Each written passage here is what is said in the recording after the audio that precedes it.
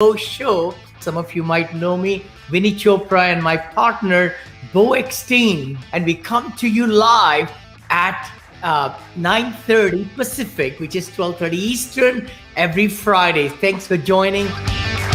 And I think, Vinney, honestly, we at some point we're going to start a affordable housing multifamily division underneath Millennial Investments. I'll run the division.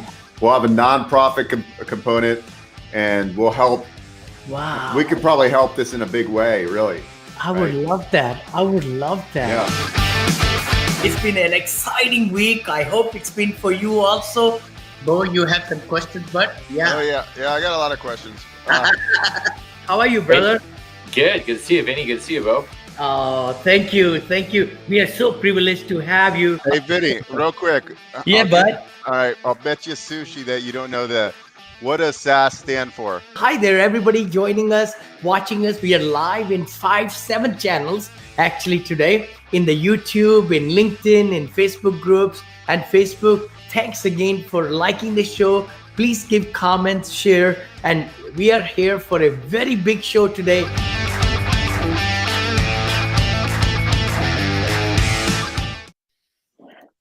Good morning. So thankful everybody is able to join. And hi there, brother. Beau, how are you?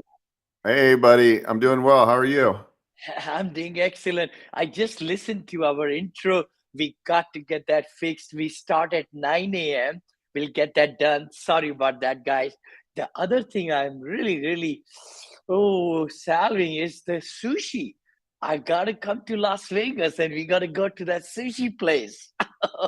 I know. I'm on a diet right now, so I haven't been eating sushi, but I miss sushi. I love sushi.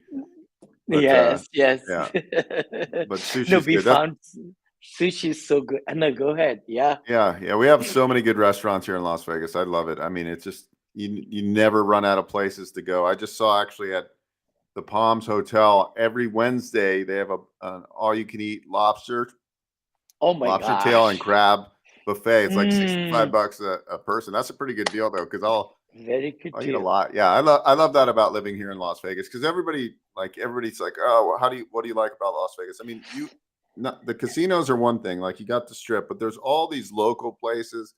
There's tons to do, a lot of outdoor activity. We have Lake Mead, we have Mount Charleston, Red Rocks. You can go off-roading. I mean, there's just a lot to explore here. We're not that far from the Arizona border, St. George, Utah, Mesquite, Nevada. Yep. I mean, there's all places around here. It's fun. It's definitely a good place to live. I like it a lot. Oh my gosh, I should get a Airbnb or something, and I think that's what Craig and I are thinking about, building some, real estate over there in Las Vegas and going next week to Arizona to buy some good stuff over there, Scottsdale area and so forth like that. No, I just to say, you said about the lobster, Ruth Chris's. We were right there in Walnut Creek. So my wife and son Neil and I, we went there. They had a very good special, $74 for 3-course meal, and you get the steak and lobster tail together, plus the appetizer and all that stuff, and then dessert. I thought that was amazing. Ruth Chris's. It was packed.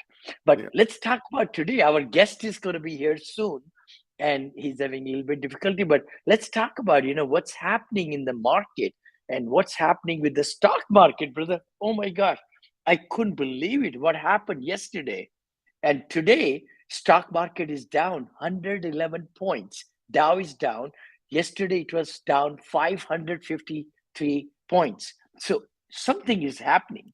Let's talk about it a little bit. Yeah, I just saw an interesting post by Aaron, and he was talking about. Let me find it. I have it. Let me go to his profile. He was talking about a bank. Silicon Valley Bank shut down, rattles the Wall Street right there. Yeah, SVB, ticker sign SVB. It was down $173. It's down 62%. So they went out. He said, yeah, this bank, the bank was failing, and he wrote, when one bank fails, yes, looks like banks. Look, He wrote this post. Holy cow! I lost a lot of money, man, in my account. I'm looking at it right now. My Bank, yeah. Robinhood account. It said bank had to sell bonds at a loss because clients' deposits fell too low. That caused a tumble. Oh. So they went under. So I think Ah.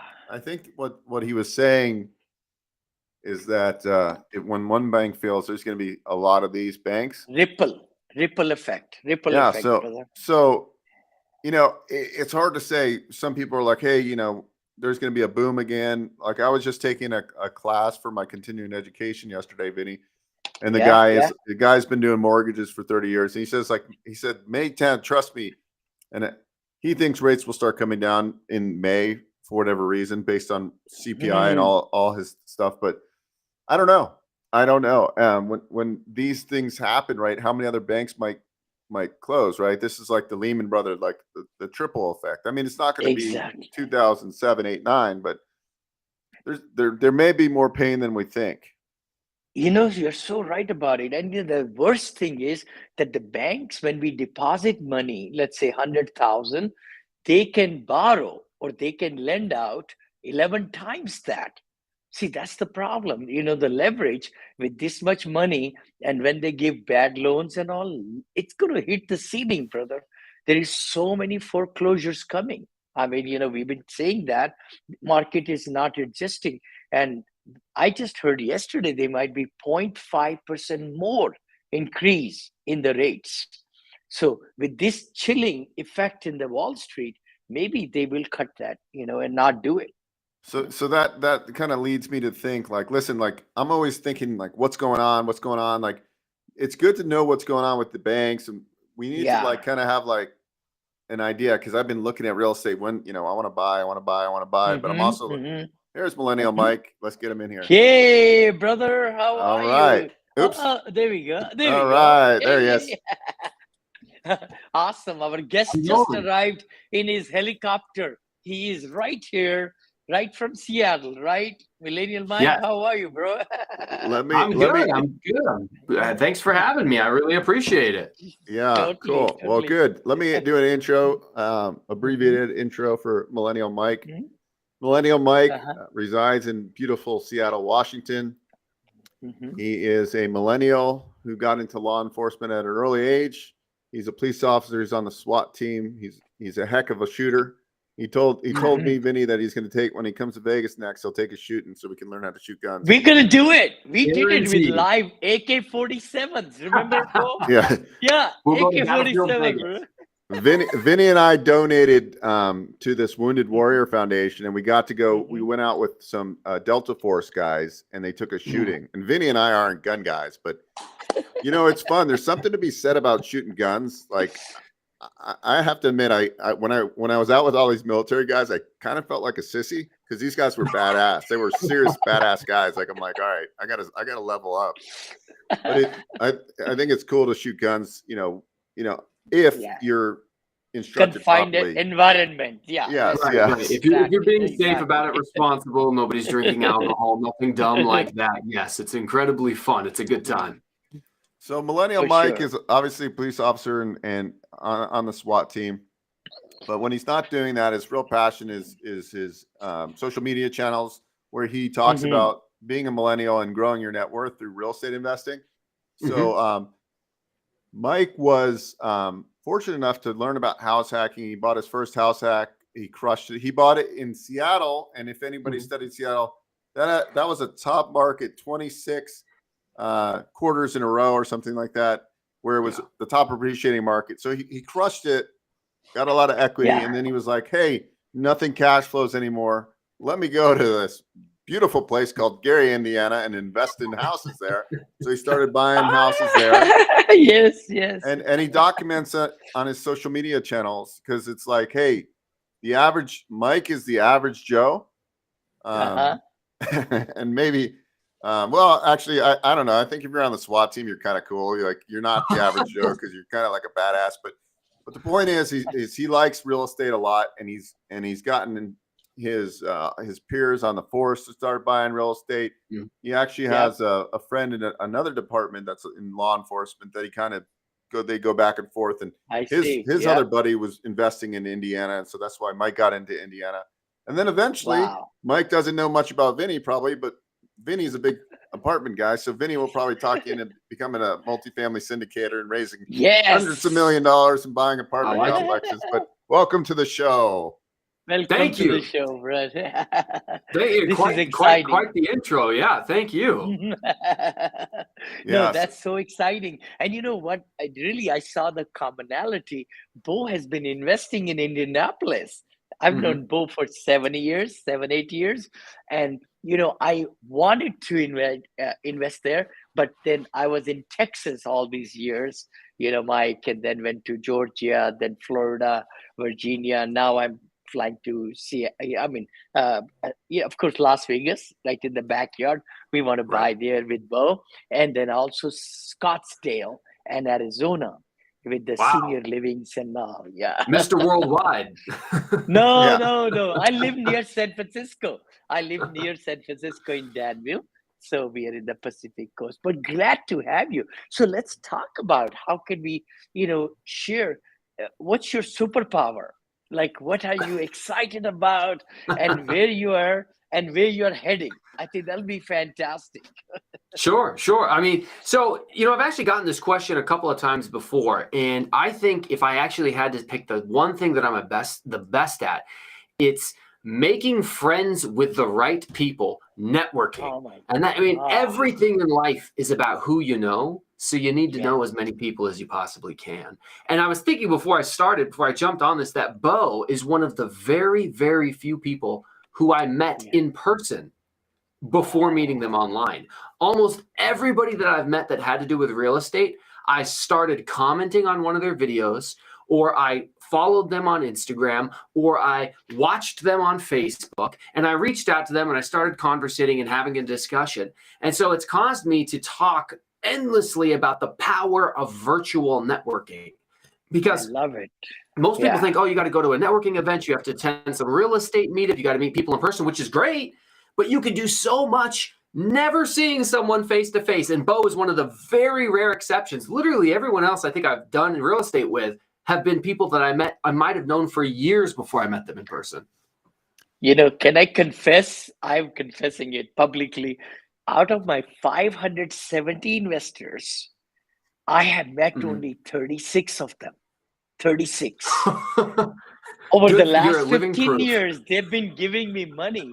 I mean, they're paying me $500,000, $250,000 checks, whatever. And our top investors have 5 million with me, 5 million, Mhm. And the key thing is what you're saying is powerful, is virtually you could really meet. I never like to talk on the phone because you don't know. You can't Mhm. build relationship. But I think through, virtually, Zoom, WebEx, GoToMeetings, Skype, FaceTime. Right. I mean, you bring so much element that you feel like you are in the same room, literally. Mhm. Agreed. It's funny. So I grew up, again, a millennial. So I played a lot of video games as a kid. And I played one specific, a lot of people have heard of, it's called World of Warcraft. It makes me a dork, but I played it when I was a kid. And it was funny because you would go home from school and you had your friends at school, but you would go sit down and play video games, admittedly for far too long. But, for 2 or 3 hours, you'd sit there and you'd play with the same people every day for hours. And you would make these online friends. And of course, back in the early 2000s, everyone was like, stranger danger on the internet, you're going to get kidnapped. But 20 plus years later, it's like, hey, all of your friends at one point were strangers, and you can build relationships and friendships and connections with people you met online. My brother has had 2 of his roommates be people he met playing video games that lived in some other part of the country. And then they just decided to move to Washington to be roommates together. It's a weird world we live in, but you got to keep up with the times. Oh my so gosh, true. I want to close the circle. Just World of Warcraft, you said, right? Yes. Oh my gosh, our son, Neil Chopra, he is a gamer, brother Yeah. to the hilt. And he chose to work with Blizzard Entertainment, who is Oh, the cool. manufacturer of Worldcraft. And he's got all these big statues and all, because he worked with them 6 years as a Wow. computer scientist, software Wow. engineer. And he used to play games, and now he retired last year. Beau knows that at 38. At 38, he says, "I don't have to work anymore." Blah blah blah. But the thing is, gaming is so huge, and you're really opening up a new chapter, metaverse, because gaming in metaverse with the experiential gaming is going to be the next best thing. Listen, Yep. I mean, everybody watching us, that is what is going to happen. Not on the screen, but you'll be in the metaverse and playing around. Yeah, no, anyway. Yeah, like the 100%. virtual reality stuff. So Mike, right before you got on, we were just talking about how the SVB bank just failed, which is a Silicon Valley bank. So we were kind of getting at the point, like, it's hard to say what's going to happen over the next 12 months. At first I was like, it seems like it's going to be a quick, turnaround and we're going to work out inventory, but I don't know. This could be a downturn for the next 12 or 18 months. I don't know. What are your takes on this, Mike? Yeah, that's a great question. So I recently read an article, I think it might have been a Twitter post. Michael Burry, the famed investor who put a short call on the housing market in 2007, 2008. He's the star of the movie The Big Short. And he was like, this is the new Enron. And he's famous for making these radical predictions about the housing market, the stock market, and then being right about them. And so there's definitely a lot of turmoil. There's a lot of uncertainty in both the stock market and the housing market. Last year I've invested into a Roth IRA into mutual funds since I was like 21 years old. So like 10 years or something at this point. And last year, it just did terrible. My real estate did amazing, but the stock market just got crushed.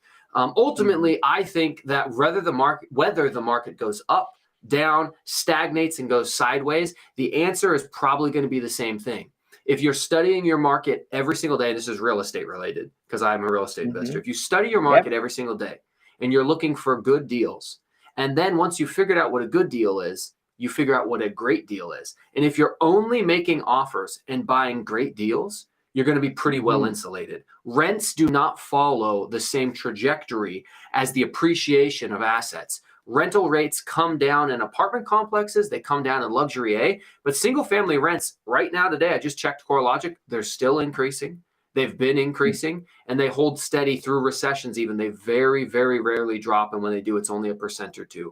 So if you didn't buy an asset where it only worked on your spreadsheet because you projected future rent growth, I wouldn't recommend doing that. If you buy an asset and day one it's cash flowing, the odds are you'll be able to weather any storm. And that's what I always tell people to do. That, and I partner with Section 8. I partner with the government because guess what? I think as we move into another recession, whatever party is in power, nobody's going to be the one in control of the knobs and levers when the housing market torpedoes or when unemployment skyrockets. So I think programs like Section 8, look at the COVID assisted housing that we went through in the last couple of years.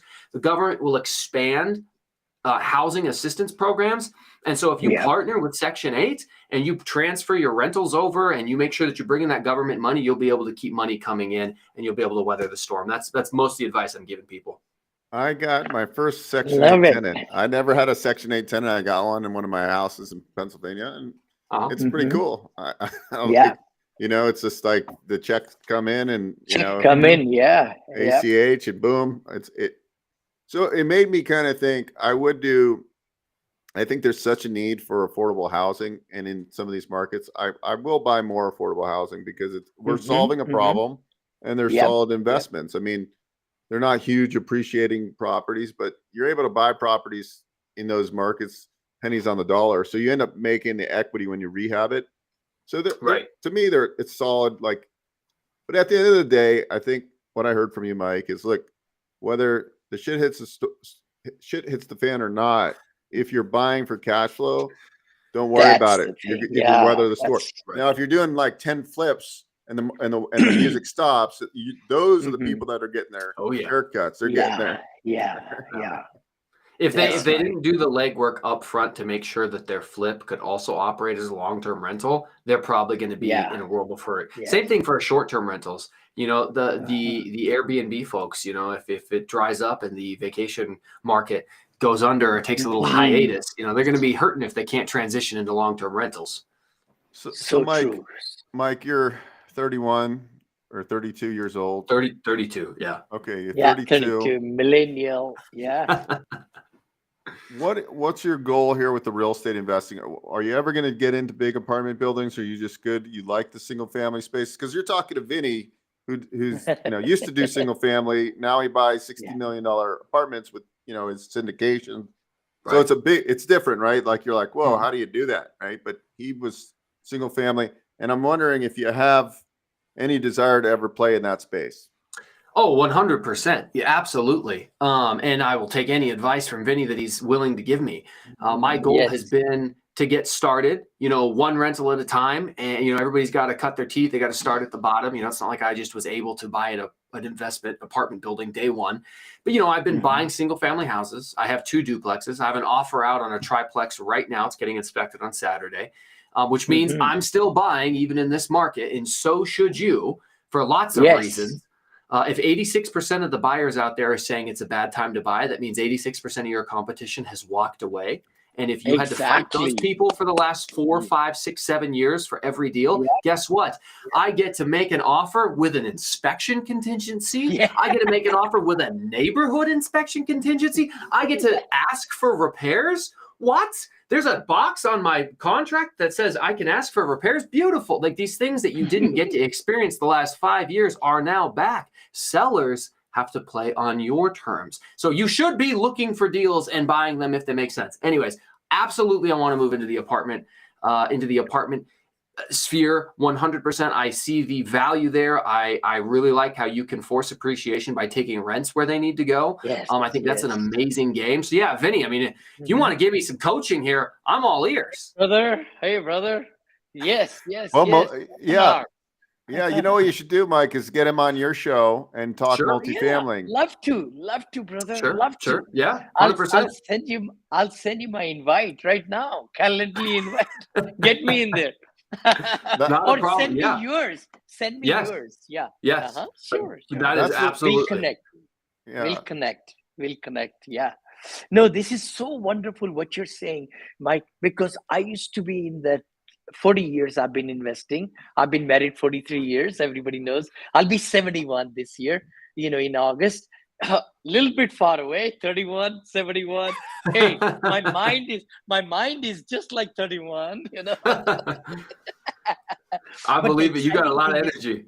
Thank you, brother. But the key thing is, to scale so that you can have 20 houses in one lot, have 20 families living in that same space, in the 2 buildings or 3 buildings. It makes so much economies of scale, one transaction, one loan. You're able to increase the rents. You could add value, and then cost segregation, which is a huge thing. Tax write-off, much better. All those things, you bet. So I teach and preach to everybody, hey, get into 4-plex, 6-plex, 8-plex, 15-plex. I started like that, brother. I mean, I have duplex right now in Odessa, Texas, but I also have 317 units that I was able to buy. Small one for 63 million, right? But it starts from ground zero to that. See, that's why I said 540 investors. That's what I share in my academy. It's not a promo or anything. How to go? There is $36 trillion money in the retirement funds in USA alone. So experienced people, entrepreneurs, doctors, attorneys, they don't know how to invest that to get 20% returns or 18% returns or whatever. That's what we do. Anyway, I'm not selling any securities. I'm a coach. I know. I just want to say. Yeah, so it is a mindset shift. I remember I was at lunch years back with Vinney, and he had just he had just closed on a deal on as an acquisition. Atlanta, maybe. But no. when you're a syndicator, you get fees for when you buy the property too, right? You get an acquisition fee. So I 2%, brother. 2% of the price of the property. So 63 million. We made 1.2 million paycheck that day. Wow. That was my point. Wow. That's 2% for loan guaranteeing fee. So it was 2.4 million payday that day for me and my Wow. partner. We were 50-50 in this deal, for 63 million. It is a huge game, guys. Everybody listening Right. to us. And that is happening left and right around you. It's happening right now.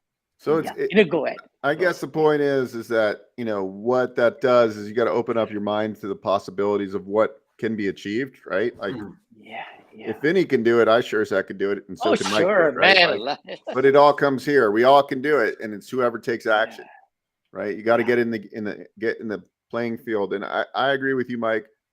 Networking is so important. The guy I just interviewed for my podcast, Donnie, it's just about getting in the room, right? And Donnie, like, he was down and out, and basically got on a podcast, and it changed his whole trajectory because he went through a little hard time. Now he coaches like big CEOs and stuff, right? So it's really about the networking, getting in the right rooms with people.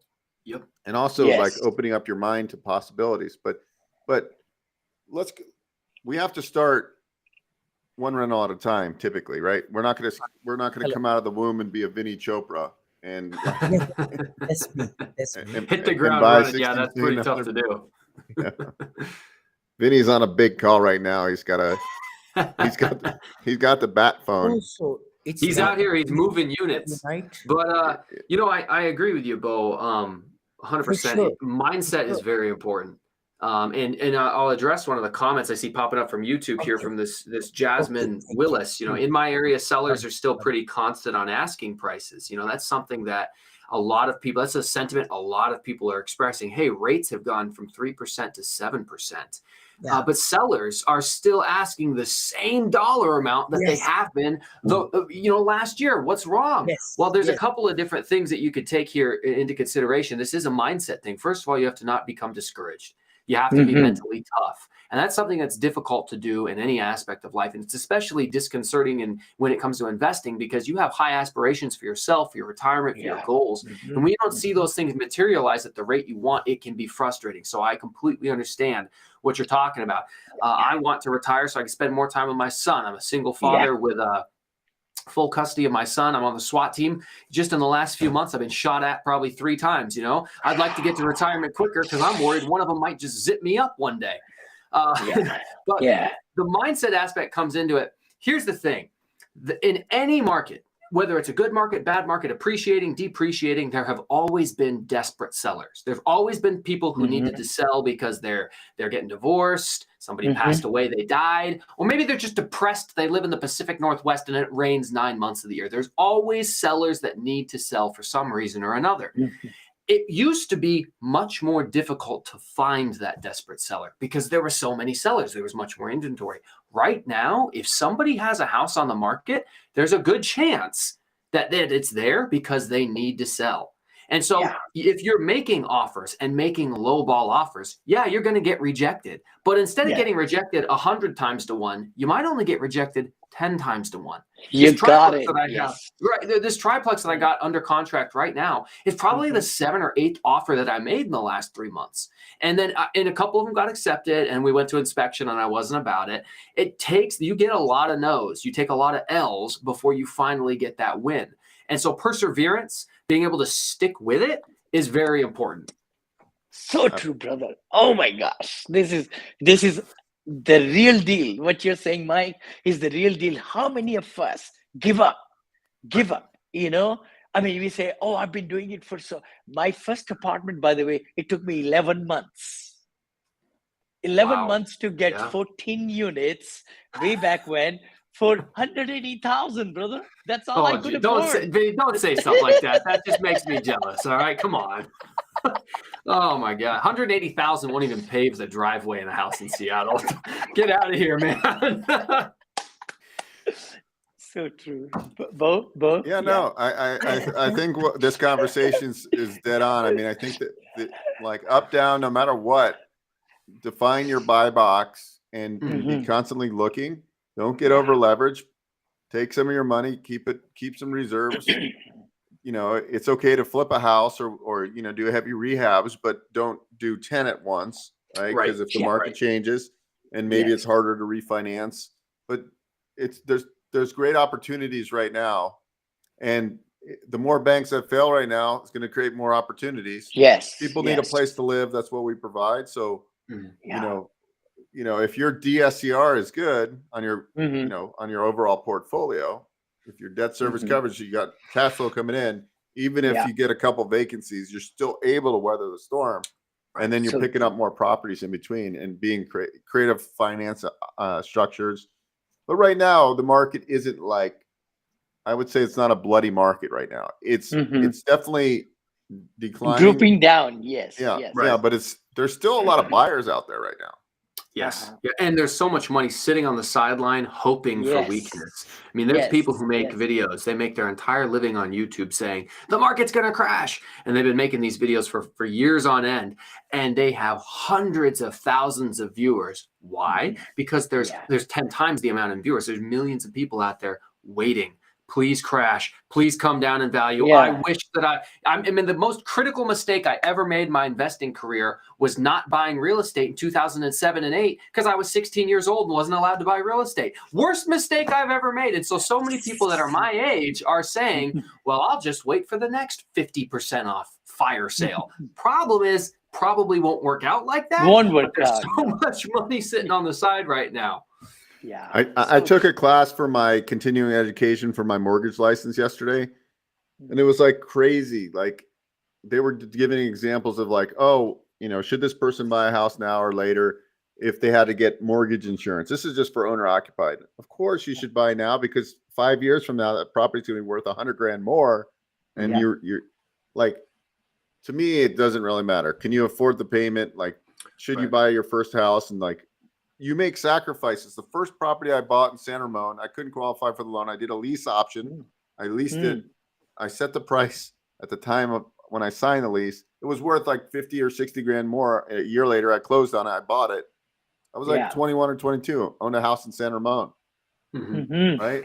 In my backyard here, brother. Yeah. The biggest mistake is I sold it way too early because that thing's worth 1.3 million. I bought it for 375 or no 325. Dang. So if you can I don't want to clamor. Shadow Creek, 458,000 we paid for our house. Beau, you know that, right? Yeah. 2.7 million. Oh my gosh. 2.7 million. We still own it though. We still own it. Thank goodness. No. This is so exciting, Mike. I think you should come back again, brother. I'm happy to chat anytime. I think next week too. Why don't we invite some special guest like Mike to come back? And a lot of people are watching us. It's going to be in a podcast also. It's going to be reels. It's going to be live. It's live right now in 14 channels going out right now also. So we would love to invite you back. I know. Hey, is that okay? Well, if he's not working, then he can do it.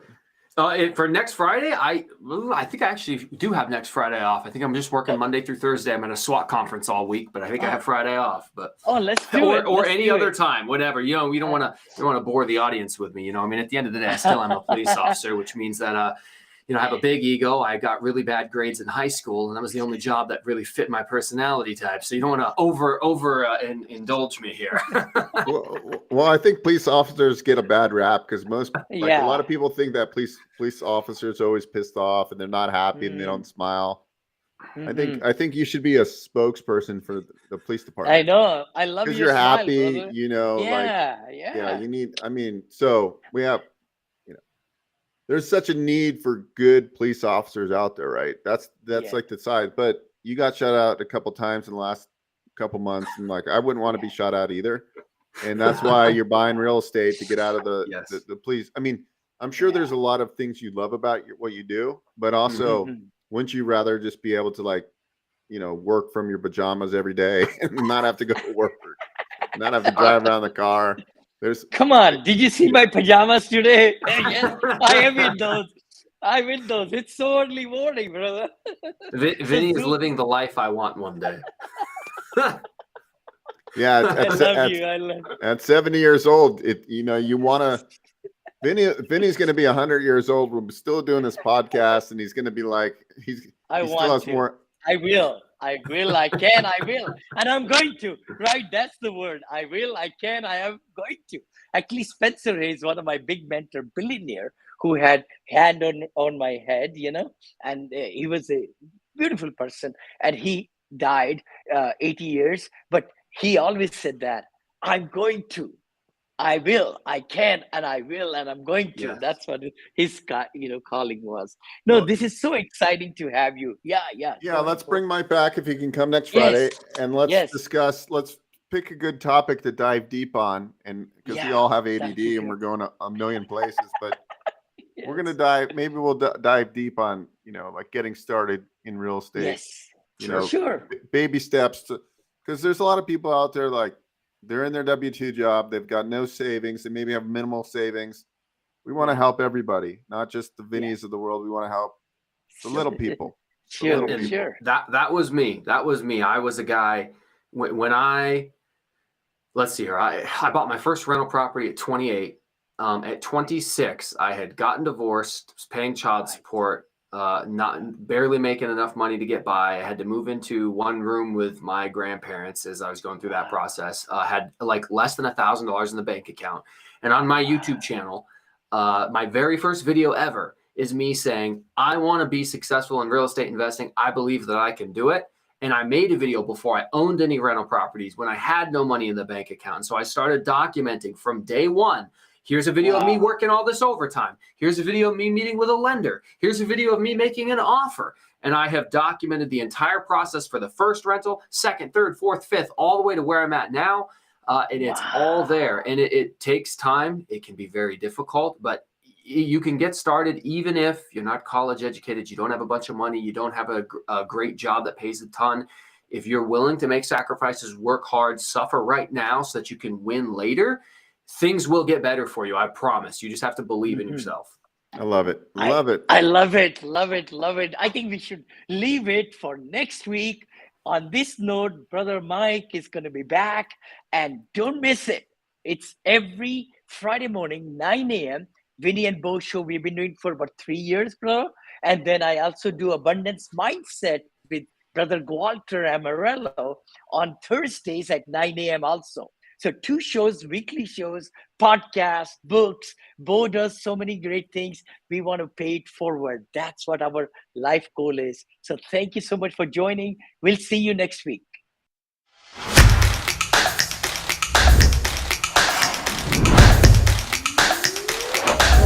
Happy to be on your show finally.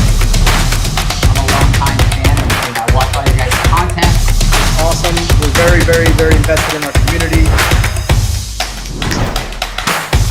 It's wonderful to be here. This is Vinney Chopra and also my good buddy BeauEckstein.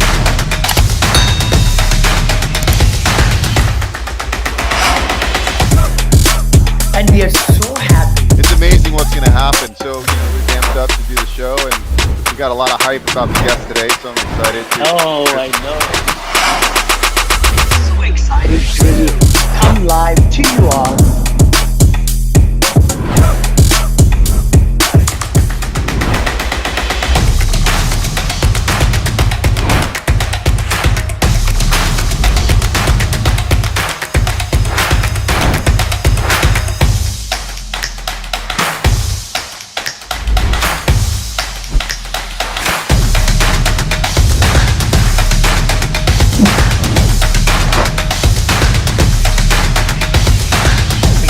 You live 9:30 every Friday. How to take your business to the next level.